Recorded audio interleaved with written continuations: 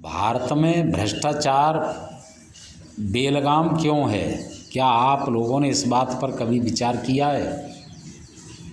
आज ही मैंने आगरा से प्रकाशित होने वाले हिंदुस्तान पेपर में पढ़ा है कि इलाहाबाद हाई कोर्ट ने एक फैसला दिया है कि किसी भी कर्मचारी के विरुद्ध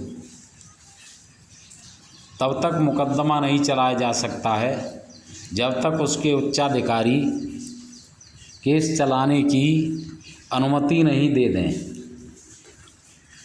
अब मैं इन लोगों से यह पूछता हूँ कि कोई कर्मचारी अपने अधीनस्थ के खिलाफ केस चलाने की क्यों अनुमति देगा? क्योंकि जो भी अधीनस्थ भ्रष्टाचार करते हैं, अराजकता करते हैं या लापरवाही करते हैं, जनता को परेशान करते हैं, वो विभाग के उच्चाधिकारियों के निर्देश पर ही करते हैं, उनके इशारे पर ही करते हैं। और कोर्ट ऐसा आदेश दे रहा है। यहाँ पर भ्रष्टाचार का मुख्य कारण ये है कि यहाँ का जो शासक वर्ग है, जिसमें नेता, अधिकारी और जज तीनों हैं, वो यह मान कर के चलते हैं कि भारत की जनता गुलाम है और वे शासक हैं जन्मसिद्ध, वे जन्मजात शासक हैं और उन्हें इस जनता पर मनमाने तरीके से शासन करने का अधिकार है।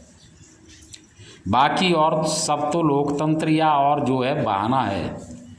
मैं यह जानना चाहता हूं कि जब से देश आज़ाद हुआ है तब से कोई जितने कानून बने हैं उनमें कोई एक कानून ऐसा है कि जिसमें अनावश्यक रूप से 10, 5, 15 नियम उपनियम अनावश्यक रूप से नहीं डाले गए हों,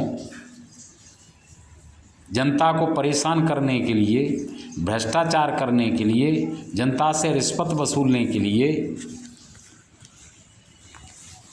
जो सचिवालय लिख करके रख देती हैं उस पर हमारा सदन, विधायिका आंख बंद करके साइन कर देती हैं। अन्यथा ऐसे घटिया नियम और कानून सदन से पास कैसे हो जाती हैं?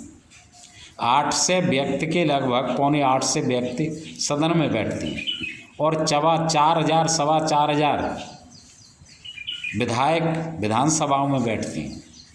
क्या सबके सब मूर्ख हैं? और मूर्ख हैं तो वहाँ जाते क्यों हैं?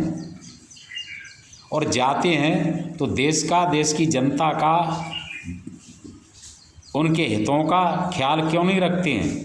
संविधान की मूल भावना का आदर क्यों नहीं करते हैं? क्योंकि ये गिरोह चला रहे हैं।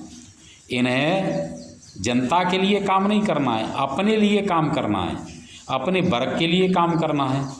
सरकारें फिर उस गलत नियम और कानून से जो काम होती हैं उसमें सहायता करती हैं। क्यों करती हैं? क्योंकि एक कर्मचारी ही तो रिश्वत लेकर के या गबन करके या अन्य दूसरे तरीक़ों से जो धन कमाते हैं या जो भ्रष्टाचार करते हैं, वो सब इन कर्मचारियों के माध्यम से ही तो होता है। तो वो सहयोग करेंगी तभी तो जो है उनको इस भ्रष्टाचार में हिस्सा मिलेगा। इसलिए सरकारें सब प्रशासकों का साथ देती हैं, चाहे वो गलत करें या सही करें, क्योंकि प्रशासकों के माध्यम से ही होता है सब कुछ काम। मंत्री के या प्रधानमंत्री के या मुख्यमंत्री के आदेश से नहीं होता है काम, तो इन प्रशासकों के आदेश से होता है। और प्रशासक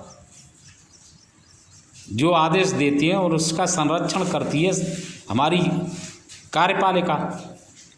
और यदि उससे कोई नाराज होता है तो वह न्यायपालिका में जाता है। न्यायपालिका क्या करती है? इन सब अपराधियों का, भ्रष्टाचारियों को संरक्षण देती है, न्याय नहीं करती है। न्याय का नाटक करती है। पहले इनको न्याय करना नहीं आता है, जितना न्याय करना आता है उतना न्याय करते नहीं हैं। उनका काम तो है कि जनता के, देश के और संविधान की मूल भावना के हित में काम करें, लेकिन नहीं, अपराधियों के संरक्षण का काम करती हैं। न्यायपालिका हमारे देश की अपराधियों को संरक्षण देती है और ऐसे उल्टे सीधे फैसले कर देती हैं कि जो विधि विधान के बिल्कुल विरुद्ध हों, और उनके खिलाफ सुनवाई की कोई व्यवस्था नहीं है। आदमी दुखी होगा तो कहाँ जाएगा? हाई कोर्ट चले जाओ, सुप्रीम कोर्ट चले जाओ। क्या सब लोगों में इतनी क्षमता है कि वे हाई कोर्ट सुप्रीम कोर्ट चले जाएं? और क्या हाई कोर्ट सुप्रीम कोर्ट में तुरंत न्याय मिल जाता है? ये न्यायालय कम अन्यायालय अधिक हो गए हैं। इस पूरे सिस्टम पर फिर से विचार करने की आवश्यकता है और इन्हें लोकतांत्रिक बनाने की परम आवश्यकता है।